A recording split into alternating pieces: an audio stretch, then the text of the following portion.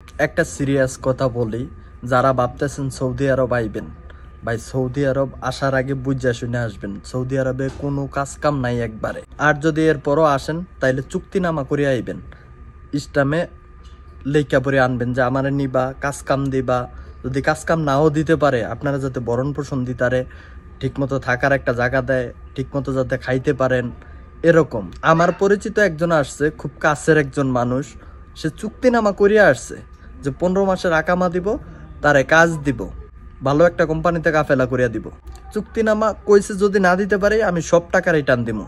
কিন্তু এরপর এখন দেখা যায় কি 1 মাস হয়ে গেছে, আমার ফোন দিয়ে কইতাছে যে একটা কাজের ব্যবস্থা করিয়া দাও, আমার এখন আকামা দেয় না। 2 দিন আগে আবার বলতেছে যে আকামা দিছে মাত্র 3 মাসের।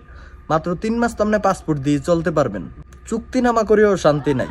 এরকম কাউরে দিয়ে আসবেন যারা আপনি ধরতে পারেন, তার থেকে টাকা আদায় করতে পারেন। এরকম পরিস্থিতি খুবই ভয়াবহ সৌদি আরবের।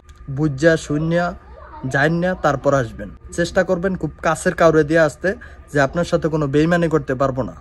সবাই বেইমানি করে, শুধু নিজের বাবায় ছেলের সাথে বেইমানি করে না, এছাড়া দুনিয়ার সবাই আপন ভাইও ভাইয়ের সাথে বেইমানি করে।